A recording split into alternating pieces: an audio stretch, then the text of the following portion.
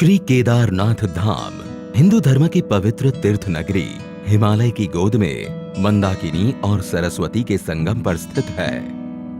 वर्ष 2013 में आई भयावह आपदा से इस तीर्थ नगरी को भारी तबाही का सामना करना पड़ा। ये दृश्य 19वीं सदी का है, जब मंदिर का गरिमामय रूप दूर से ही दर्शित होता था।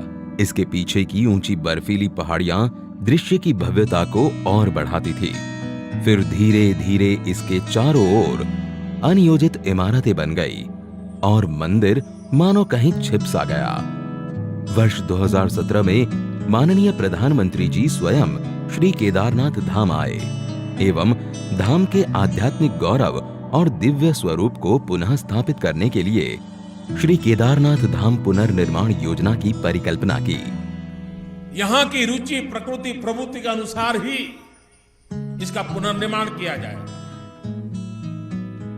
उसमें आधुनिकता होगी, लेकिन उसकी आत्मा वही होगी जो सदियों से केदार की धरती ने अपने भीतर संजोए रखा हुआ है। ऐसा पुनर्निर्माण करने की दिशा में इसका काम होगा। इस परिकल्पना के आधार पर सभी हितधारकों की भागीदारी से पर्यावरणीय संतुलन बनाते हुए एक महायोजना तैयार की गई थी। गौरीकुंड से 16 किलोमीटर दूर पैदल मार्ग पर स्थित धाम में इस पैमाने की परियोजना को क्रियान्वित करना, इसके लिए निर्माण सामग्री जुटाना, दुश्वार मौसम और विषम भौगोलिक परिस्थितियों के बीच एक बड़ी चुनौती थी। मंदिर तक पहुंच मार्ग का निर्माण पहले कार्य के रूप में लिया गया। आपदा से पहले मंदिर परिसर में 10 फीट संकरे गलियारे में स्थित कई भवन क्षतिग्रस्त हो गए थे और 30,000 टन मलबा चारों ओर फैल गया था। इस मलबे को 840 फीट सीढ़ीदार मंदिर गलियारे के रूप में विकसित किया गया। इसका निर्माण क्षेत्रीय कारीगरों द्वारा 20,000 स्थानीय उपलब्ध पत्थरों का उपयोग करके किया गया। 2 नदियों के संगम पर स्थित इस 104 फीट व्यास वाले आगमन प्लाजा का निर्माण वृत्ताकार रूप में 51,000 स्थानीय पत्थरों का उपयोग करके किया गया है। वहीं मंदिर प्लाजा का निर्माण 4,340 वर्ग मीटर क्षेत्र में 15,200 स्थानीय पत्थरों से किया गया है। बाढ़ से सरस्वती और मंदाकिनी नदी के किनारों के साथ बह गई भूमि के पुनर्ग्रहण तथा बहुस्तरीय बाढ़ सुरक्षा कर मंदिर परिसर को एक द्वीप के रूप में बहाल करने के लिए दोनों नदियों पर बाढ़ सुरक्षा दीवारों का निर्माण कार्य किया गया। आपदा से क्षतिग्रस्त हो गए तीर्थ पुरोहितों के आवासों के पुनर्निर्माण का कार्य चौथे कार्य के रूप में लिया गया।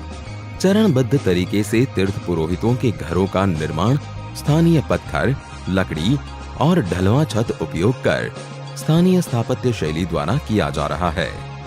5वें कार्य के रूप में आपदा से क्षतिग्रस्त श्री आदि गुरु शंकराचार्य समाधि के पुनर्निर्माण को लिया गया। ऐसा भव्य दिव्य आदि शंकर का वो स्थान बने, उनका समाधि स्थल बने, और वो भी ऐसे बने कि आदि शंकर का स्थान केदार से थोड़ा सा भी अलग हुआ ऐसा अनुभव न करे।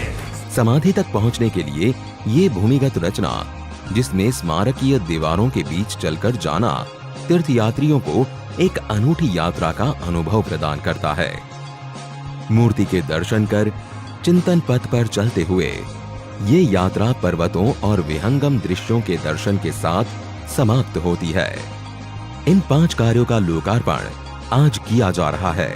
इसी के साथ लगभग 185 करोड़ की लागत से निर्मित हो रहे विभिन्न विकास कार्यों का शिलान्यास भी किया जा रहा है, जिनमें प्रमुख है मंदाकिनी एवं सरस्वती नदियों के तट पर स्नान और धार्मिक अनुष्ठानों को सुगम करने हेतु विशाल संगम घाट का निर्माण, धाम में यात्रियों के सुविधार्थ यात्री सुविधा केंद्र, रेन शेल्टर, जलपान गृह आदि का निर्माण, कुशल तीर्थ क्षेत्र प्रबंधन हेतु पुलिस स्टेशन एवं कमांड एवं कंट्रोल सेंटर का निर्माण, किसी भी अप्रिय घटना एवं विषम भौगोलिक परिस्थितियों में यात्रियों को चिकित्सा सेवाएं उपलब्ध कराने के लिए एक अत्याधुनिक चिकित्सालय का निर्माण किया जा रहा है, जिसमें आपातकालीन सेवाएं, ऑपरेशन थिएटर, ICU आदि की सुविधा होंगी। ये निर्माण योजना मात्र भौतिक सुविधाओं को ध्यान में रखकर नहीं, वरन इस स्थल की लौकिक व तीर्थ यात्रियों की आंतरिक ऊर्जा को पुनः जागृत करने का एक प्रयास है।